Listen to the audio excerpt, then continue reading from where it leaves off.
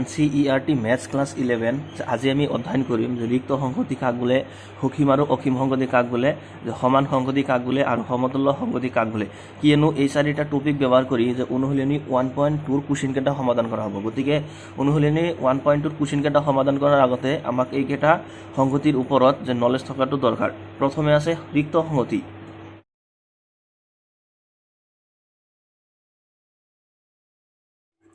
যে ৰিক্ত সংহতি কাক বোলে, যে এটাও মূল্য নাইবা উপাদান নথকা সংগতিক ৰিক্ত সংহতি বোলে। তাৰমানে এনেকুৱা এটা সংগতি যি সংগতিত এটাও মূল্য নাথাকিব, অৰ্থাৎ খালী সংগতি। ৰিক্ত সংগতিক কেতিয়াবা খালী সংগতি বুলিও কোৱা হয়। এতিয়া ৰিক্ত সংগতিৰ এটা উদাহৰণ যেনে ধৰা হ'ল যে A = আমাক দি আছে যে 1তকৈ সৰু স্বাভাৱিক সংখ্যাৰ সংগতি। আমাক দি আছে যে A = যে 1তকৈ সৰু স্বাভাৱিক সংখ্যাৰ সংগতি। এতিয়া চোৱা যে 1তকৈ সৰু কিবা স্বাভাৱিক সংখ্যা আছে নেকি? নাই, কাৰণ 1টো হ'ল সকলোতকৈ সৰু স্বাভাৱিক সংখ্যা। গতিকে যিহেতু যে 1তকৈ সৰু কোনো স্বাভাৱিক সংখ্যা নাই, গতিকে এই সংগতিত কিমানটা মূল্য থাকিব? এটাও নাথাকে, অৰ্থাৎ খালী সংগতি। অৰ্থাৎ এই সংগতিটো হ'ব কি? ৰিক্ত সংগতি। ৰিক্ত সংগতিক যে খালী ব্ৰেকেট হৰেৰে বুজোৱা হয় নাইবা ফাইৰে বুজোৱা হয়। মানে ব্ৰেকেট দি ভিতৰত একো নিদিলেও এইটো ৰিক্ত সংগতি বুলি বুজাব, নাইবা ফাই বুলি দিলেও বুজাব। কিন্তু যদি এনেকৈ দিয়া তেন্তে সেইটো অশুদ্ধ হ'ব, যে ব্ৰেকেট দি ভিতৰত ফাই দিলা, মানে এইটো বুজাইছে ধৰা এইটো ছেটৰ নাম হ'লে, তেন্তে এইখিনি কথাই বুজাইছে যে এই সংগতিত এটা মৌল আছে যিটো নাম হ'ল ফাই। গতিকে এনেকৈ যদি দিয়া তেন্তে এইটো ভুল হ'ব। ফাই মানে ৰিক্ত সংগতিক সদায় ফাই লিখিব লাগিব, নাইবা খালী ব্ৰেকেট দিলেও হ'ব। গতিকে যে 1তকৈ সৰু স্বাভাৱিক সংখ্যাৰ সংগতি এইটো এটা ৰিক্ত সংগতিৰ উদাহৰণ। নাইবা আৰু আমি আৰু এটা উদাহৰণ ল'ব পাৰোঁ, যেনে যে 0তকৈ সৰু পূৰ্ণ সংখ্যাৰ সংগতি। এতিয়া চোৱা 0টো হ'ল সকলোতকৈ সৰু পূৰ্ণ সংখ্যা, এতিয়া 0তকৈ সৰু কোনো পূৰ্ণ সংখ্যা নাই, গতিকে এইটো এটা ৰিক্ত সংগতিৰ উদাহৰণ।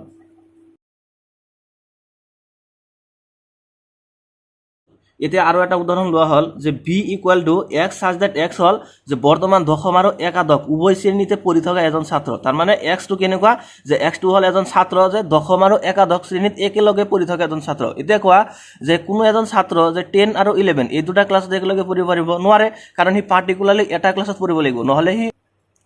সি 10ত পঢ়িব লাগিব, নাইবা সি 11ত পঢ়িব লাগিব। কিন্তু দুটা ক্লাছত একেলগে পঢ়িব নোৱাৰে, গতিকে এইটো এটা ৰিক্ত সংগতিৰ উদাহৰণ হ'ব। গতিকে B = কি হ'ব? খালী ব্ৰেকেট হ'ব, নাইবা ফাই, যিকোনো এটা দিলেই হ'ল। গতিকে ৰিক্ত সংগতি কাক বোলে, যে এটাও মৌল নাইবা উপাদান নথকা সংগতিক ৰিক্ত সংগতি বোলে, আৰু ৰিক্ত সংগতিক যে ফাই বা খালী ব্ৰেকেটৰ সহায়েৰে বুজোৱা হয়।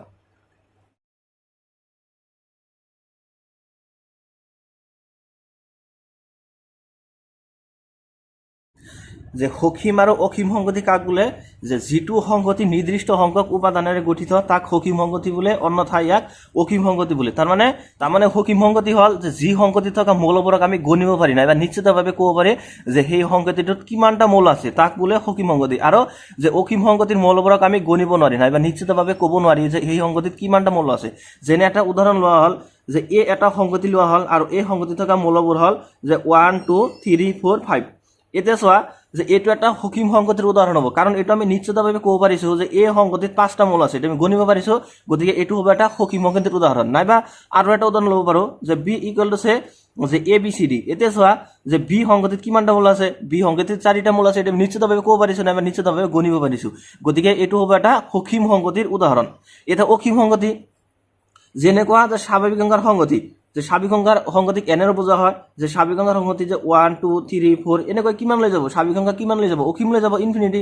গতিকে যে n = 1 2 3 4 up to dot মানে স্বাভাৱিক সংখ্যাৰ সংগতি, এইটো হ'ব এটা অসীম সংগতিৰ উদাহৰণ, কাৰণ কিমানটা স্বাভাৱিক সংখ্যা আছে এইটো আমি ক'বই নোৱাৰিম। গতিকে এইটো হ'ব এটা অসীম সংগতিৰ উদাহৰণ। নাইবা যে পূৰ্ণ সংখ্যাৰ সংগতি, এইটো ল'ব পাৰা তুমি। পূৰ্ণ সংখ্যা কিহৰ পৰা আৰম্ভ হয়? 0ৰ পৰা, মানে 0 যে 1 2 3 4 এনেকৈ কিমান লৈ যাব? পূৰ্ণ সংখ্যা অসীম লৈ যাব।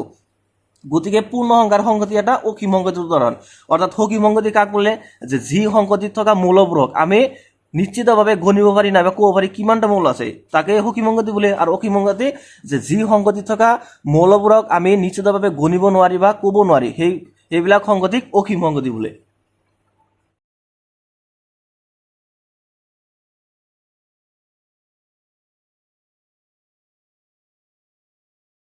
যে সমান সংগতি কাক বোলে, যে দুটা সংগতি A আৰু B সমান সংগতি বুলি কোৱা হ'ব যদিহে A ৰ আটাইবোৰ মৌল B থাকে আৰু B ৰ আটাইবোৰ মৌল A থাকে। তাৰ মানে দুটা সংগতি এ আৰু বি সমান বুলি কোৱা হ'ব যদি এ সংগতিৰ আটাইবোৰ মৌল বি সংগতিত থাকে আৰু যে বি সংগতিৰ আটাইবোৰ মৌল এ সংগতিত থাকে যেনেকুৱা এটা উদাহৰণ লোৱা হ'ল যে ধৰা হ'ল এ সংগতি থকা মৌলবোৰ হ'ল যে 1 2 3 4 আৰু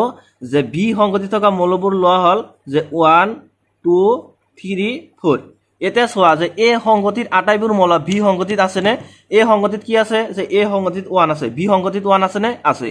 গতিকে এৰ মৌলটো বিত আছে আৰু এ সংগতিত 2 আছে বিত আছে নে আছে এ 3 আছে বি সংগতিত 3 আছে নে আছে এ সংগতিত 4 আছে বি সংগতিত 4 আছে নে আছে গতিকে এর আটাইবোৰ মৌল বিত আছে এতিয়া উল্টাভাৱে চোৱা যে বিৰ আটাইবোৰ মৌল এত আছে নে আছে বিত 1 আছে এত 1 আছে বিত 2 আছে এত 2 আছে বিত 3 আছে এত 3 আছে বিত 4 আছে এত 4 আছে গতিকে এর আটাইবোৰ মৌল বিত আছে আৰু উল্টাভাৱে বিৰ আটাইবোৰ মৌল এত আছে গতিকে এ আৰু বি এই দুটা হ'ব সমান সংগতি আৰু ইয়াক বুজাব এনেকৈ যে এ ইকুৱেল টু বি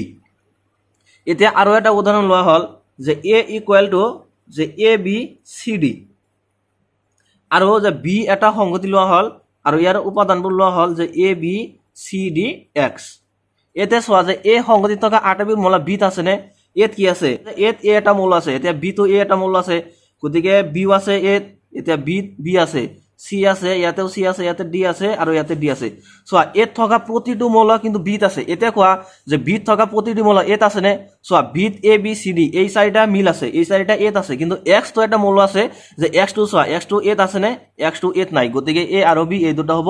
অসমান সংগতি যে A does not equal to B তাৰমানে দুটা সংগতি এ আৰু বি সমান সংগতি বুলি কোৱা হ'ব যদি এ থকা আটাইবোৰ মৌল বিত থাকে আৰু বিত থকা আটাইবোৰ মৌল এত থাকে তেহে সেই দুটা সংগতি সমান সংগতি বুলি কোৱা হ'ব অন্যথায় সেই দুটা সংগতিক অসমান বুলি কোৱা হ'ব আৰু এটা উদাহৰণ ল'ব পাৰা যে এ ইকুৱেল টু যে পি কিউ আৰ আৰু বি এটা সংগতি ল'লা যে পি কিউ আৰ এটা চোৱা এই দুটা সংগতি সমান হ'বনে এই দুটা সংগতি সমান হ'ব কাৰণ এত থকা প্ৰতিটো মৌল বিত আছে যে এ সংগতিত পি আছে চোৱা বি সংগতিতো পি আছে এ সংগতিত কিউ এটা মৌল বি সংগতিত কিউ এটা মৌল এ সংগতিত আৰ এটা মৌল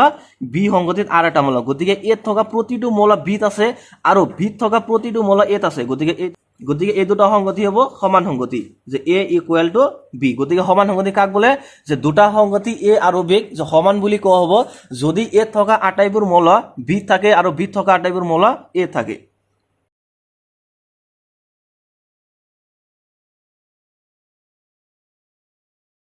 যে সমতুল্য সংগতি যে ইকুইভ্যালেন্ট সেট যে সমতুল্য সংগতি কাক বোলে যে দুটা সংগতি এ আৰু বি সমতুল্য সংগতি বুলি কোৱা হ'ব যদিহে N of A equal to N of B এতিয়া এইখিনিৰ অৰ্থ কি চোৱা আমি এটা উদাহৰণ ললো যে ধৰা হ'ল এ সংগতি থকা মৌলবোৰ হ'ল যে পি কিউ আৰ এছ